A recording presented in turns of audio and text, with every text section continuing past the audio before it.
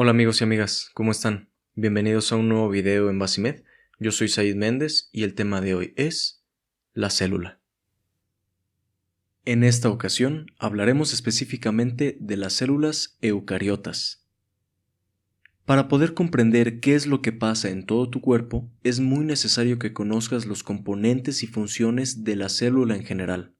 Si comprendes lo que pasa en una célula en su estado normal y saludable, podrás comprender más fácil lo que pasa en ella cuando ocurre una alteración en su estructura o funcionamiento, o sea, cuando hay un proceso de enfermedad. Empezaremos de adentro hacia afuera. Entonces, la primera estructura que vamos a revisar es el núcleo. El núcleo es el centro de comando de la célula. Aquí se encuentra el material genético conocido como ADN. Este ADN puede encontrarse en varios estados de condensación. Lo que ahora ves señalado se conoce como heterocromatina, que simplemente es ADN con mayor condensación, lo que significa que son áreas poco accesibles para la expresión de genes. Por otro lado, las áreas más claras que ahora ves señaladas corresponden a la eucromatina, que es ADN menos condensado, por lo tanto es más fácil acceder a este ADN para la expresión de genes.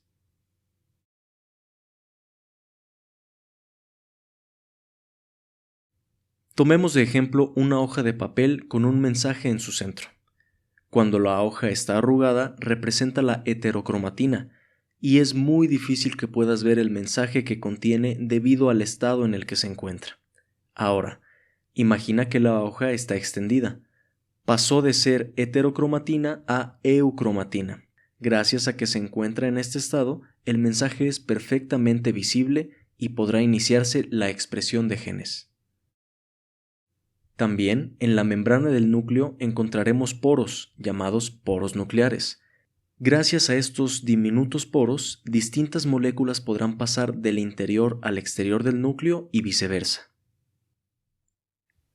Como habrás notado, hay una pequeña y llamativa figura dentro del núcleo. Esta estructura es el nucleolo.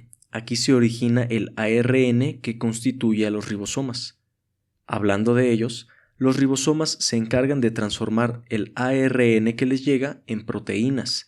Estas proteínas serán destinadas a permanecer en la célula para diferentes necesidades o a salir de ella y empezar un proceso de comunicación con otras células.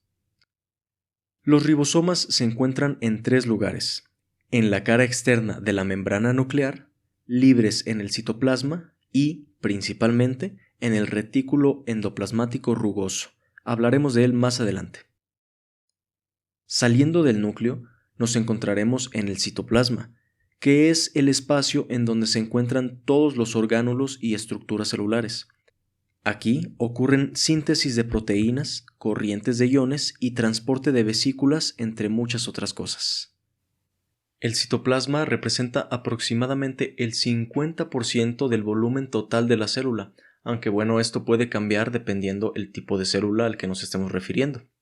Un orgánulo que se encuentra enseguida del núcleo es el retículo endoplasmático.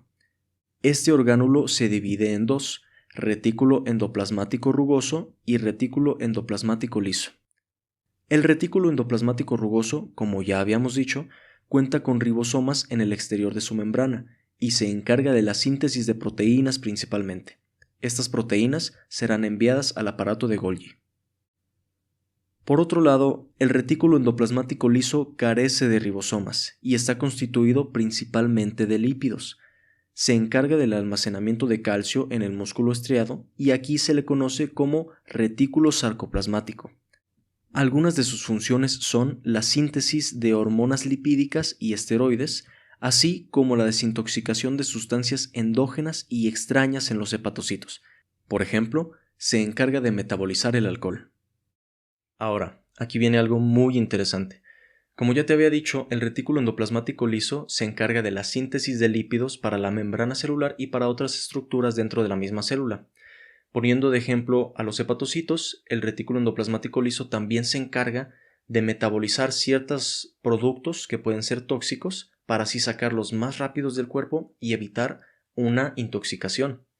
Entonces, poniendo de ejemplo a una persona que consume mucho alcohol, El alcohol va a llegar al hígado para que pueda ser metabolizado y después excretado para evitar una posible intoxicación.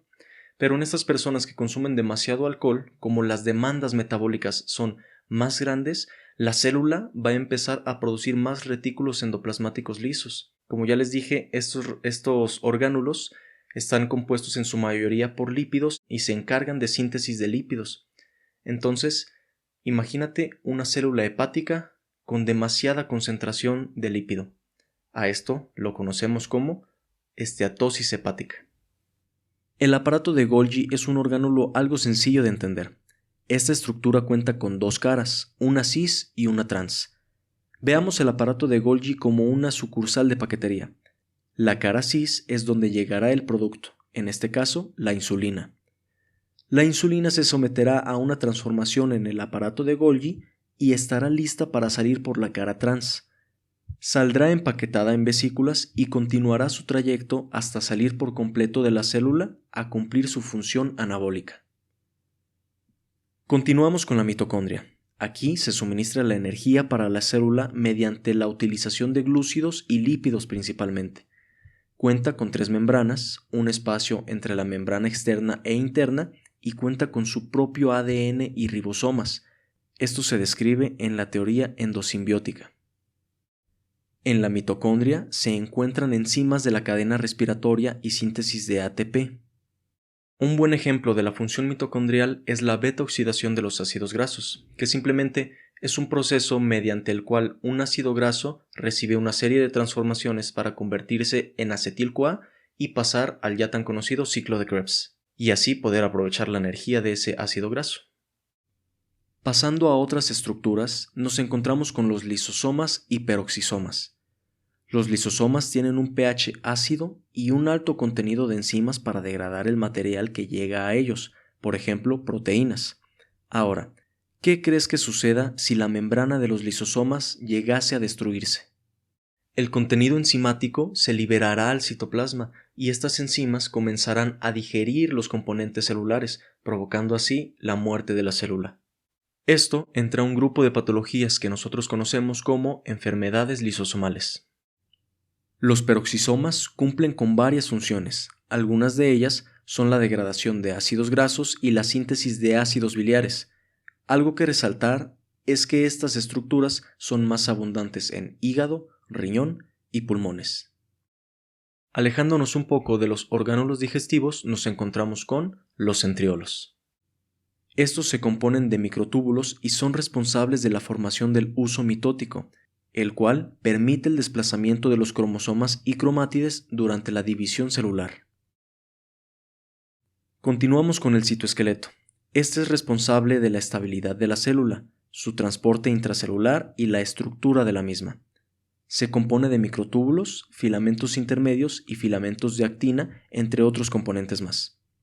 Algo interesante de esto que me gustaría señalar es que existen varias patologías relacionadas con el citoesqueleto celular.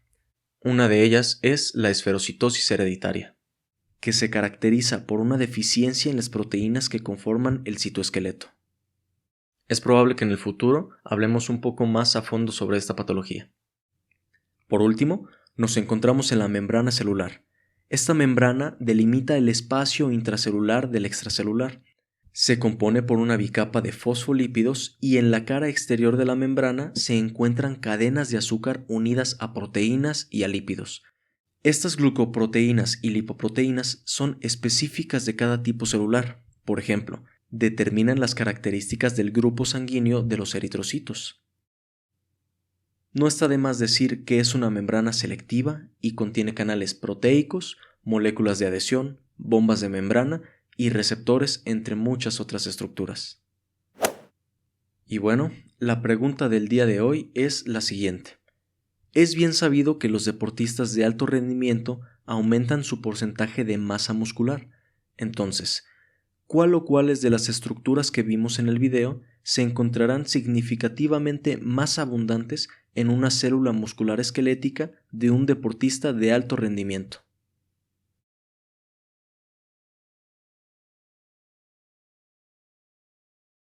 Quiero dar un especial agradecimiento a mi exprofesora de biología, Susana Vallardo, por participar en la revisión del contenido que has visto en el video.